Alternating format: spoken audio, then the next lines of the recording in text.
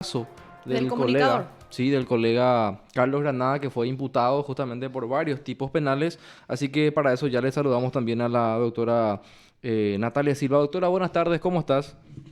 Muy buenas tardes, Lucas, también a todos los que están allí en la radio y a toda la audiencia. Muy buenas tardes. Bueno, fiscal, buenas tardes. Le agradecemos la posibilidad de compartir esta información y por sobre todas las cosas querríamos conocer, al menos en lo que es posible, algunos detalles acerca de esto que surgió y prácticamente de una manera directa hacerle el comentario que para muchos es un poco también coincidente, ¿verdad? Es muy drástica la decisión de ordenar incluso la medida preventiva con respecto al comunicador don Carlos Granada. Es al menos el comentario, como le decía, general, pero queremos conocer detalles acerca de los motivos de la investigación.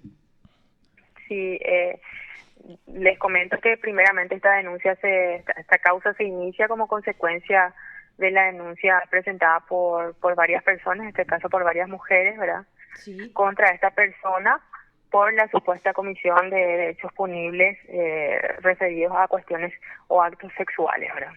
Entonces nosotros desde mayo que se procede a la apertura de la investigación hemos realizado varios actos y diligencias que a la fecha nosotros estamos en condiciones para decir que existen suficientes elementos para realizar una atribución de hechos al señor Carlos Granada, ¿verdad? Por la supuesta comisión de 3 tipos penales que tenemos: acoso sexual, coacción sexual y así también coacción, ¿verdad?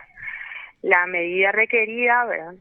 Tenemos puesto que tiene su fundamento en que estaríamos ante 3 tipos penales: la existencia de un concurso de hechos punibles y así también tendríamos 6 víctimas relacionadas al caso. Entonces, fundado en todo ello y a los elementos colectados es que justamente formulamos imputación y requerimos esa medida cautelar de prisión preventiva del juzgado, que ya finalmente es quien va a decidir la medida cautelar a ser aplicada al imputado. Ahora bien, doctora, también se podría hablar incluso o no de una posibilidad de obstrucción de la investigación, digamos, también para fundamentar otra vez ese pedido de prisión preventiva que hace la Fiscalía. Le escucho muy lejos a Lucas. Hola, Si me puede repetir la sí, ¿qué pregunta. tal me escuchas ahí, doctora? Ahora le escucho Ahí bien, está. sí. Bueno, te consultaba nomás, doctora, de si también se toma en cuenta alguna especie de peligro de obstrucción que pueda haber en la causa para fundamentar también esa prisión preventiva que se solicita de la Fiscalía. Sí, de hecho que podría existir ello, ¿verdad? En atención a que existen 6 personas que son que se establecen como víctimas, que tenemos hasta la fecha como víctimas.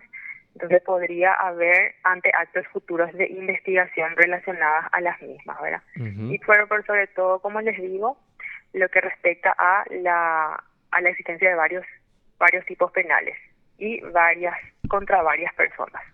Claro, de hecho, la pregunta que yo le hacía, incluso que hizo, generó un gesto particular acá del compañero, porque suena hasta machista, ¿verdad? Lo que yo le consultaba, pero es un poco para ir desmitificando esto y también aclarar, ¿verdad?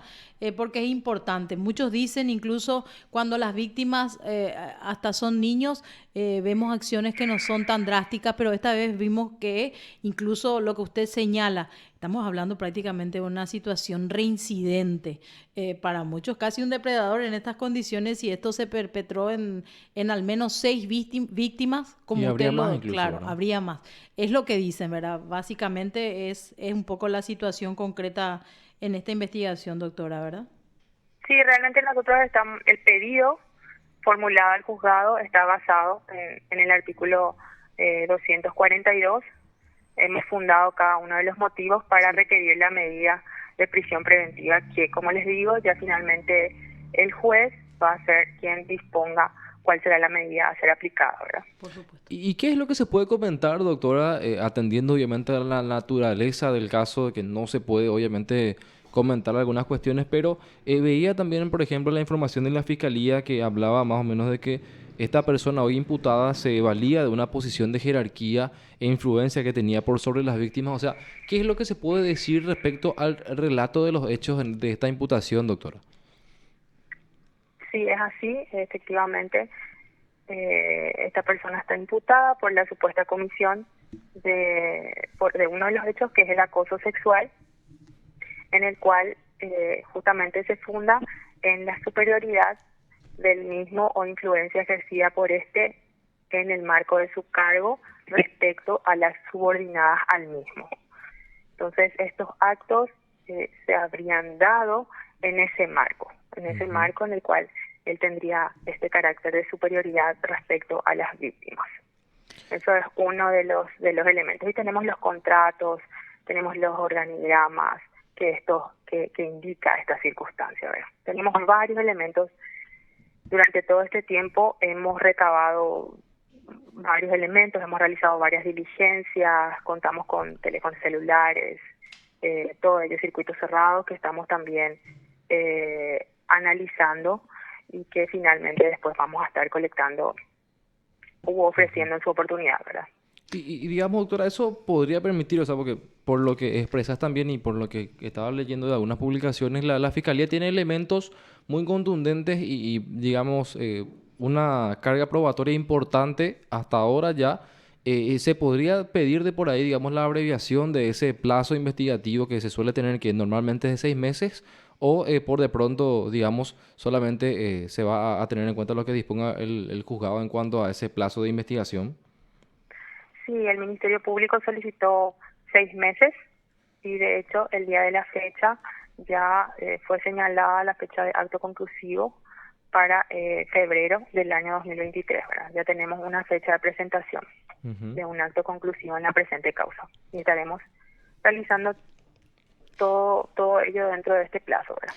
Ahora, doctora, con respecto al cargo que obviamente tenía el señor que era gerente de prensa, concretamente, el gerente periodístico prácticamente de la empresa, ¿esto de alguna forma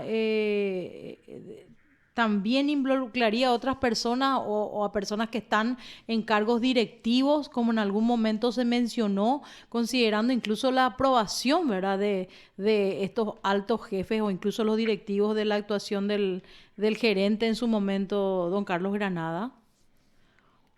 A la fecha nosotros tenemos elementos de sospecha contra la persona que hoy se encuentra imputada. Estrictamente él nada más, por de pronto. A la fecha sí. Y doctora, ¿qué informaciones manejan sobre el paradero del hoy día imputado? Bueno, hoy como mencionaste ya la jueza lo convocó para el 6 de septiembre, pero por de pronto ¿se tiene alguna información del paradero de Granada? Es una cuestión que ya fue comunicada a la Policía Nacional. La detención fue comunicada a la comandancia y así también a la comisaría jurisdiccional y ya quedaría a cargo de dicho órgano el cumplimiento de dicha disposición, ¿verdad? O sea, hoy día, actualmente él está con paradero desconocido, entonces, doctora. Actualmente él cuenta con una medida, con una orden emanada del Ministerio Público de detención, que fue comunicada, como les digo, a la Policía Nacional y ya queda a cargo de la policía la búsqueda o en su caso el cumplimiento de esa orden fiscal. Claro, pero por de pronto yo entiendo que también el juzgado le habrá notificado o le notificará a su representante legal de la fecha de la audiencia respectiva. Por de pronto que en su caso deberá presentarse, ¿verdad? Claro, claro. 48 horas pasaron de la decisión suya, ¿verdad, fiscal? Hemos formulado imputación el día viernes. El viernes. Y sí, aproximadamente casi 72 horas en realidad, para ser honesto. Así es.